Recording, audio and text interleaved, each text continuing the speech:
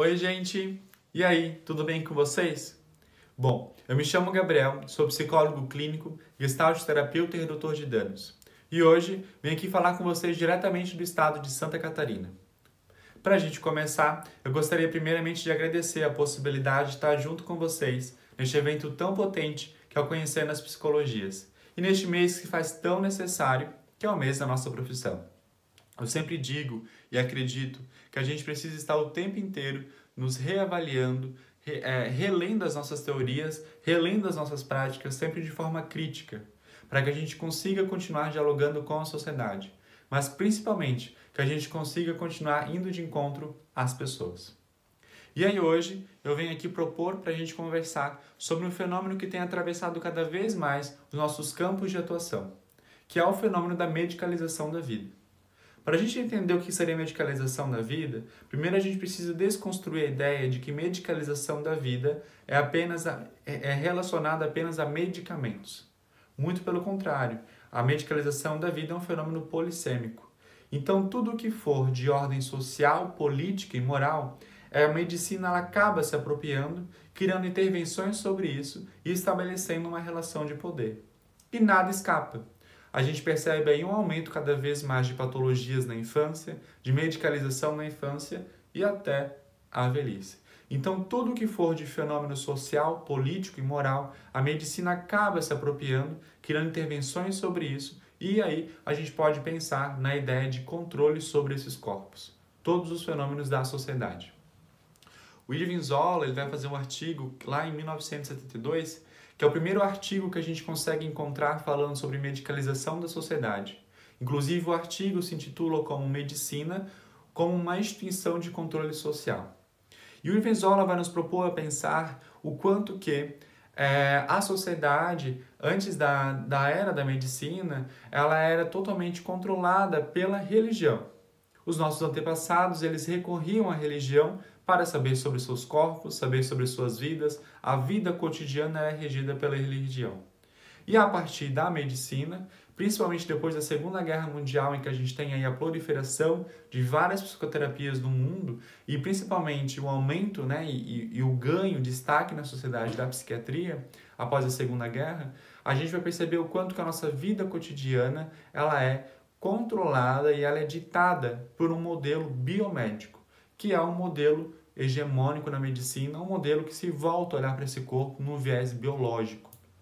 E a gente precisa olhar para isto, porque até o nosso sono, a nossa comida, o nosso jeito de se vestir, o nosso corpo, as nossas práticas, as nossas atividades a partir de agora, elas vão começar a ser ditadas entre o que é normal e o que é patológico. E a psiquiatria, principalmente a psiquiatria, ela vem aí para contribuir com isso. O que é normal e o que é patológico. E aí, para a gente começar nosso diálogo, já começamos, mas para a gente se provocar a pensar, a gente acompanha da mesma maneira que houve uma proliferação aí de psicoterapias, um aumento de psicoterapias, um destaque muito grande da psiquiatria na sociedade após a Segunda Guerra Mundial. A gente acompanha há décadas o avanço da psiquiatria, o avanço da psicologia no campo da saúde. Porém, a gente também acompanha as estatísticas e os dados também para nos mostrar o quanto que o número de diagnósticos em transtornos mentais só cresce e aumenta na nossa sociedade. Consequentemente, o consumo de drogas e remédios psiquiátricos só aumenta. E aí eu provoco vocês a pensarem comigo. Se existe esse avanço há décadas na sociedade, não era para o número de doenças ou o número de transtornos mentais diminuírem? E o consumo de drogas psiquiátricas diminuírem também? Por que esse fenômeno só cresce? Por que a medicalização só aumenta cada vez mais? Então é a partir daí que a gente precisa pensar. Bom, e aí a gente precisa partir para o macro. A gente precisa começar aí a entender o que está acontecendo olhando para o macro. E é o momento sociopolítico ao qual vivemos. Então nós estamos inseridos numa sociedade capitalista, neoliberalista, e aí a gente precisa entender que ao abrir o DSM-5, que é a última produção da Associação Americana de Psiquiatria, e precisamos entender que para eles o DSM é considerado a Bíblia da psiquiatria moderna, os critérios diagnósticos que fazem ali presente, o que se apresenta mais em comum entre eles é o quesito produtividade. Alguns transtornos começam a ser comprovados, se por algum momento eles afetam a sua possibilidade de produzir, de estudar, de elaborar, de estar em trabalho. E aí a gente precisa voltar lá no artigo do Irving Zola, em 1972, como também a gente encontra os textos do Franco Basaglia e do Thomas Szasz, que eu super indico a leitura, que são psiquiatras que vão fazer uma análise muito crítica, reflexiva sobre a psiquiatria moderna no mundo.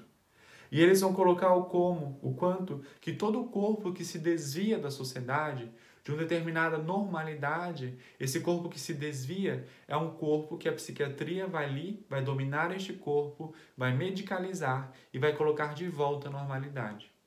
Se a gente for trazer para a contemporaneidade, o que o DSM está apontando? Que todo corpo que cansa de produzir, que todo corpo que cansa de elaborar, que todo corpo que cansa desse momento sociopolítico a qual estamos vivendo, é um corpo que precisa voltar à produção. Eu dou uma patologia, uma medicação, e esse corpo volta a produzir. E daí a gente precisa entender muito bem isto. Em uma sociedade capitalista, uma sociedade neoliberalista, da mesma maneira que te colocam a ser empreendedor de si mesmo, você vai se tornar responsável pelas suas dores e suas angústias. Então, todo o sofrimento humano em uma sociedade capitalista, ele é visto de forma individualizada. E o que o transtorno mental faz? Individualiza o sofrimento e a gente perde qualquer possibilidade de politizar. Quando eu digo que alguém é depressivo, ansioso, esquizofrênico, quando se elabora um laudo, quando se diz sobre este corpo, se elabora um diagnóstico sobre este corpo, eu estou dizendo que você fracassou. Você não conseguiu ser empreendedor de si mesmo, você não conseguiu se desenvolver. E eu perco qualquer possibilidade de politizar. Eu perco qualquer possibilidade de entender que esse sofrimento ninguém sofre em si só. Ninguém sofre por si só.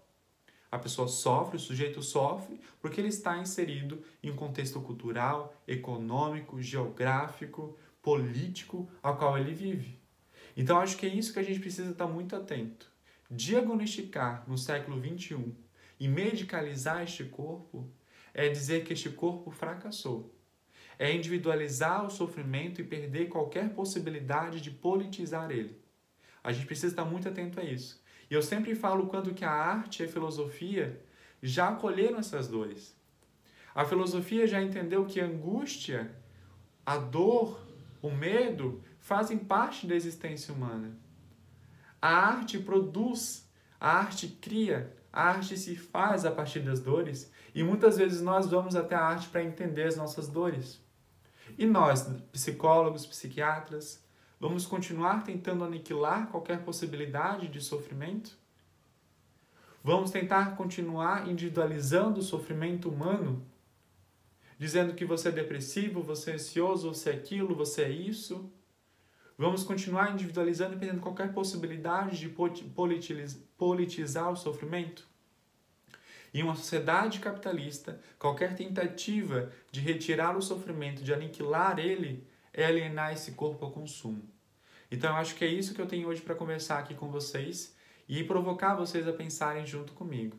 A arte já acolheu, a filosofia já compreendeu, e a quem nós estamos a serviço?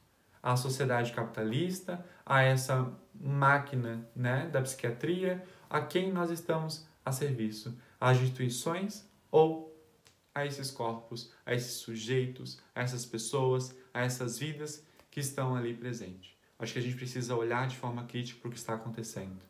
A medicalização e a psicopatologização têm impedido cada vez mais da gente politizar nossos sofrimentos, de olharmos para o que realmente está acontecendo e impede a autonomia desses sujeitos.